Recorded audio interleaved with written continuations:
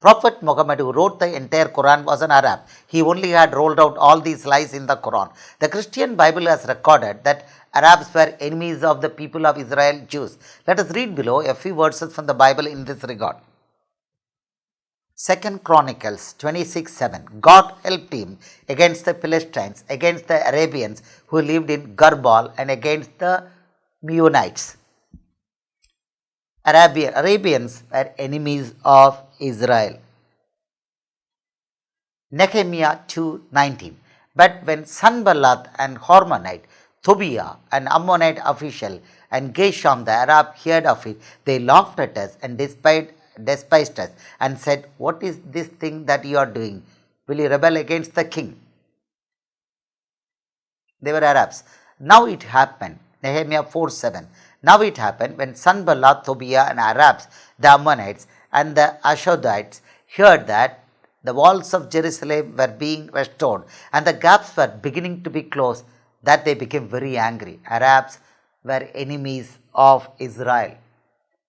Nehemiah 6:1. Now it happened when Sanballat, Tobiah, Geshem, the Arab, and the rest of our enemies heard that I had rebuilt the wall and that there were no breaks left in it, though at that time I had not hung the doors in the gates.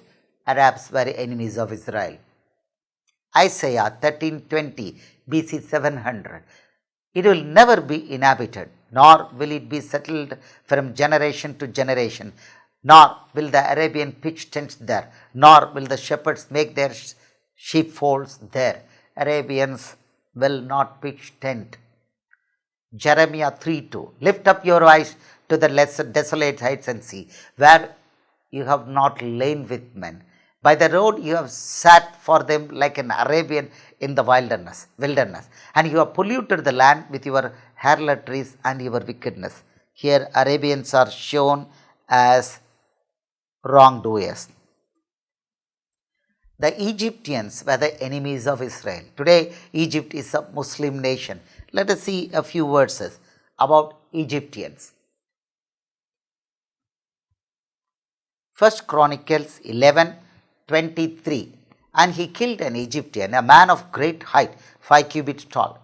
In the Egyptian's hand there was a spear like a weaver's beam, and he went down to him with a staff, wrested the spear out of the Egyptian's hand, and killed him with his own spear. This is Egyptians were enemies of Israel in the Old Testament. Genesis 26:2. Then the Lord appeared to him and said, "Do not go down to Egypt, live in the land which I shall tell you." Don't go to Egypt. Egypt was God's enemy in the Old Testament. Exodus 7:4. But Pharaoh will not heed you, so that I may lay my hand on Egypt and bring my armies and my people, the children of Israel, out of the land of Egypt by great judgment. Egypt was enemy of Israel. But Allah has told a lie. He only brought the Israel out of Egypt. Egypt is equivalent to Muslims today. What a lie Allah has told, and you are all believing in that.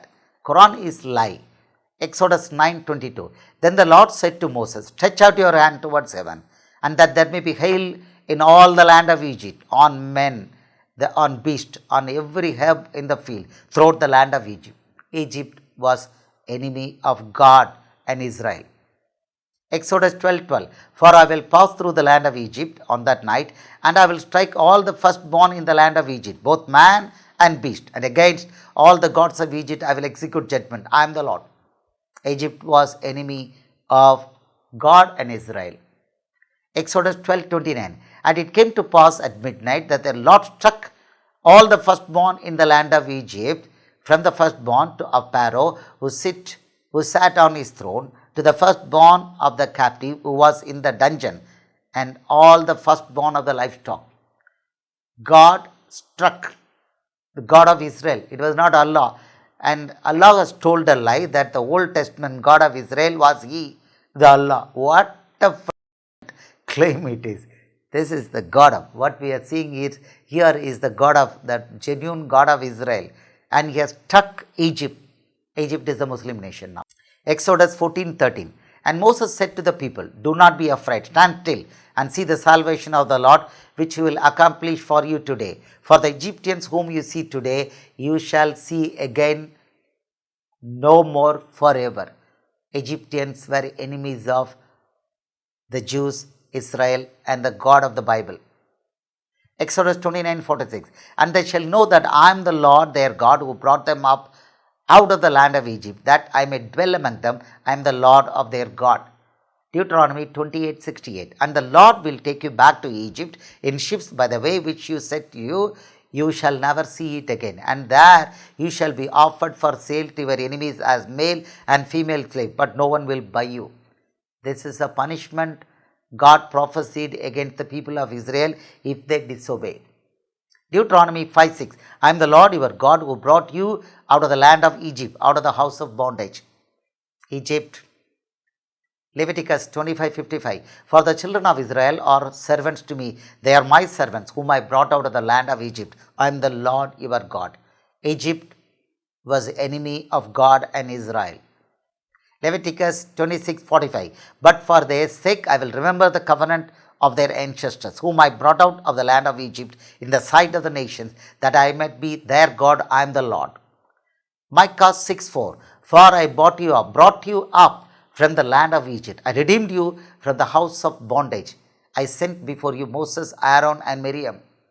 And they call Moses, Aaron, Miriam, and all Muslim prophets. Such a joke this Quran is. 1 Kings 6:1. And it came to pass in the 418th year, the children of Israel had come out of the land of Egypt, in the 4th year of Solomon's reign over Israel, in the month of Ziv, which is the second month, that he began to build the house of the Lord. Isaiah 19:1. The burden against Egypt. Behold, the Lord rides on a swift cloud and will come into Egypt. The idols of Egypt will totter at his presence, and the heart of Egypt will melt in its midst. Egypt was a pagan kingdom, and it was against God. In the New Testament, it is different. Jeremiah 42:19. The Lord has said concerning you, O remnant of Judah, do not go to Egypt. Know certainly that I have admonished you this day. He warned through prophet Jeremiah, don't go back to Egypt. Egypt was enemy of God. Still more there, but we will proceed to the next. The Assyrians, or the people of Syria now, were the enemies of the Jews, Israelites in the Old Testament. The God of Israel had sold the people of Israel 10 tribes to their enemies, the Assyrians, when the people of Israel worshipped 2 golden calves for years together, despite his warnings. The nation of Israel ceased to exist. Today, Syria is a Muslim nation. 2 Kings 17:5. Now the king of Assyria went throughout all the land and went up to Samaria and besieged it for 3 years. What he did? In the 9th year of Hoshea, the king of Assyria took Samaria and carried Israel away to Assyria and placed them in Hala and by the harbor, the river of Gozan, and the cities of Medes. So this is the history. The Assyrians were enemies of Israel. The good news. After the death of Jesus on the cross and his subsequent third-day resurrection, all the people who were hitherto the enemies of Israel are now reconciled with God. Jesus shed his precious blood and died for the Arabs and all the Muslims too, and rescued their souls from the devil. Jesus loves these Muslim nations and the Muslim people equally. Just like other Gentiles, Jesus equally loves the Muslim people also and keeps his door of salvation readily open for them. In fact, his door of salvation has been open for the Muslims for the last 2000 years. What is the immediate edification? Today's Arabs, the Muslim nations, and the races were enemies of Israel from time immemorial. It is absolutely absurd for the Muslims to claim rights over King David, who was the second king of the people of Israel. So the claim of Allah, Prophet Muhammad, and Jibril in the Quran that they only gave the Psalms, Zabur, to the Jewish king David was a stupid lie. The Jewish king David was an enemy of the Philistines, and there is no other connection. Number 2. Now you would have got an idea about Allah, Prophet Muhammad and Jibril who had written the Muslims' Quran. They are all absurd liars.